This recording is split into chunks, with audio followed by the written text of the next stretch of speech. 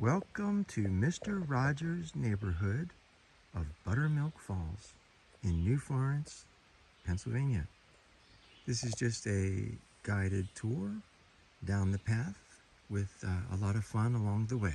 So let's go. So Mr. Rogers spent time here as a boy. It was owned by his grandfather, Mr. Fred McFeely.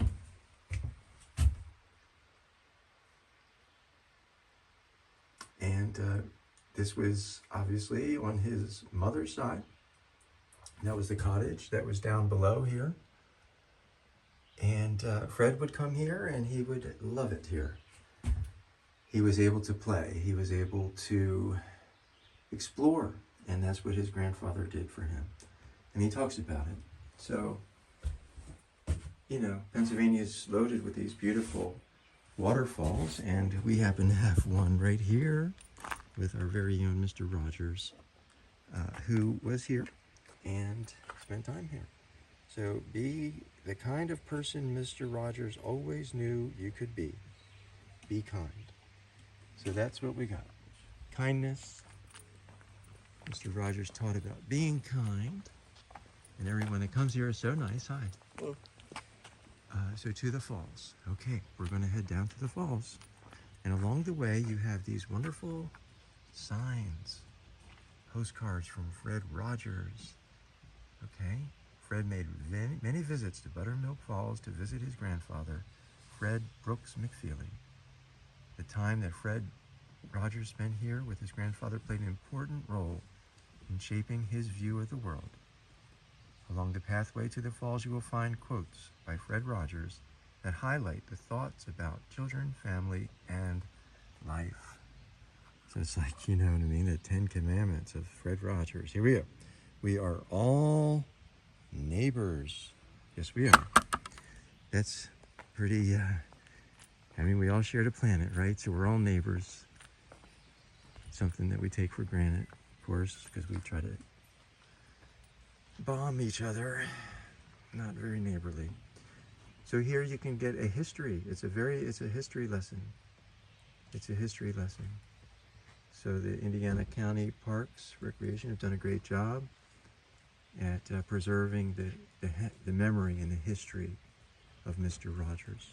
Down below, there were two small dams that were constructed just upstream from the falls.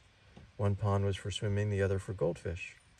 Remains of the stonework are still visible at the site.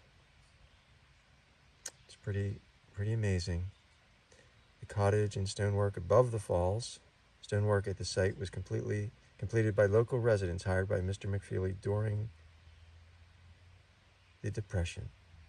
So that's the original cottage. Pretty interesting. All right, so let's go. It's called Fred Rogers Trail. Ta-da-ta-da. Zip up your cardigan and get ready to walk the shoes of a PA legend. Okay, so thank you once again, Indiana County Parks Recreation.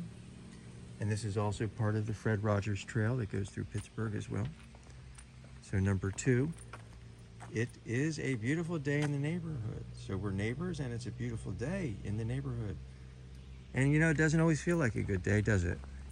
There's always something that is sad that we have to deal with, and as compassionate human beings, we do deal with it. With God's help and grace, we get through it. And so Mr. Rogers didn't have an easy life. This was an artist Jacob Schweitzer, who painted the falls, and he was a Seward resident. So some very talented people have been here. Jacob O. Schweitzer Gallery, Buttermilk Falls. So for me, Mr. Rogers was someone on television that I didn't really watch. There was always something else that I would opt for as a kid, which is a shame because, you know, as a teenager, I did. I rebelled. I was a rebel. So anyway, number 3 here is, our world hangs like a magnificent jewel in the vastness of space. Every one of us is a part of that jewel. So we are part of a jewel called the Earth. So Mr. Rogers, actually because of Buttermilk Falls and the fact that I happen to live relatively close here, I visited here and I saw all these wonderful things about Mr. Rogers that I never knew. And that's my loss, honestly. But it's now my gain, and I want to share this. The trees here are very interesting. So Mr. Rogers had a song called Tree, Tree, Tree. So I'm sure he explored the trees. They do have an inventory on their website, the Indiana County Parks and Recreation website. Many, many trees here, documented trees. Hi. And so this would be a great nature hike. It would be a great project for children in school to come and identify the trees, match them up with the inventory of trees that would be readily available. So number 4, here we are, number 4. Anyone who does anything to help a child in his life is a hero to me. So that really speaks a lot about Fred himself. Anyone who does anything to help a child, because Fred's whole life was dedicated to helping children. And earlier today here at Buttermilk Falls, I met a woman who was here by herself from Pittsburgh, and I said hello. She was walking like she was going home, and she said hello, and I said, can I show you some things about Buttermilk Falls? And she said yes.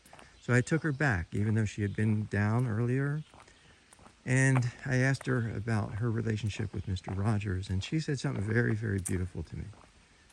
She said, you know, my mother and father drank all the time.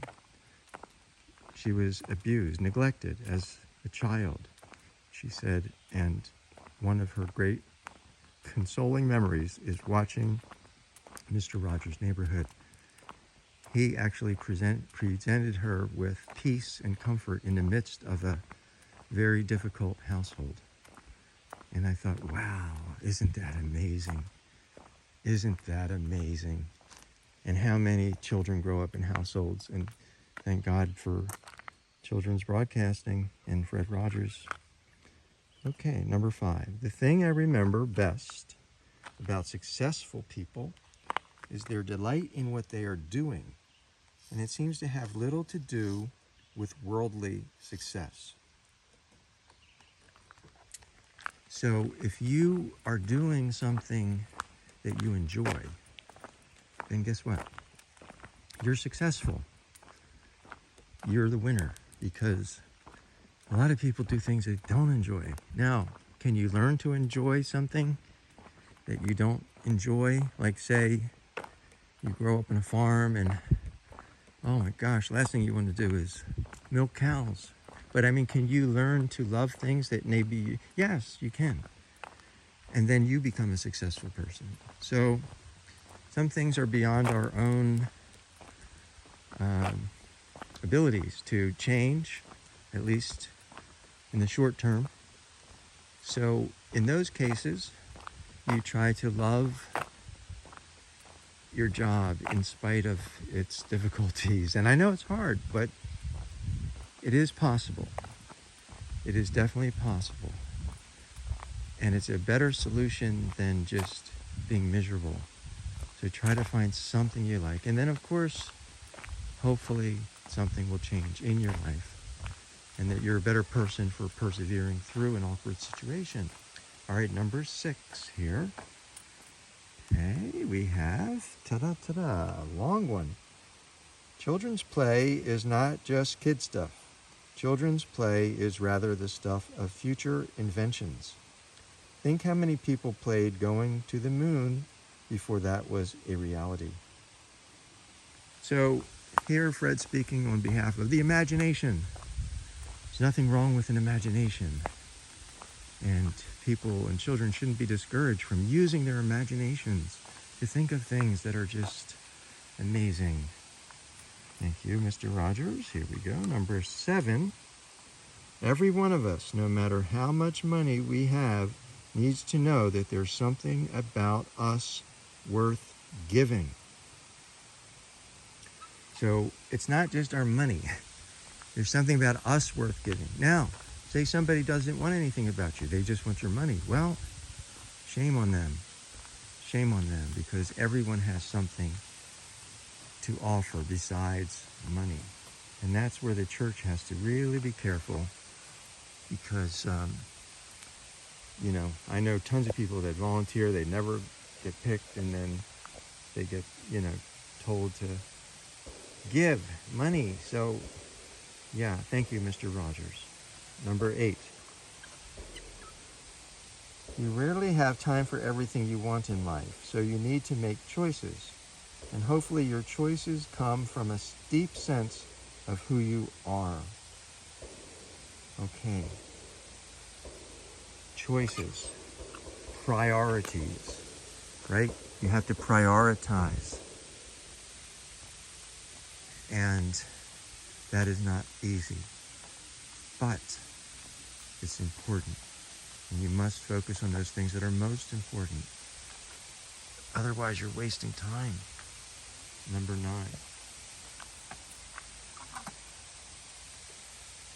When we treat children's play as serious as it deserves, we are helping children feel joy.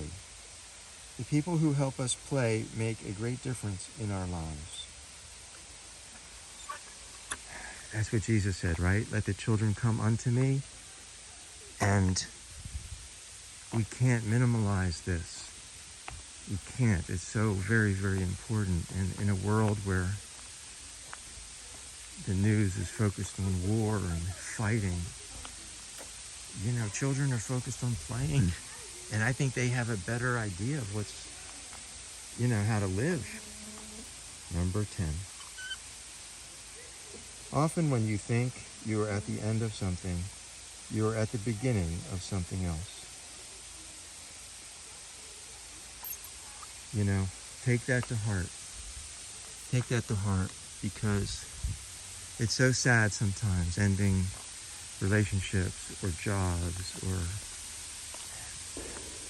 family dies or something, but it's important that we look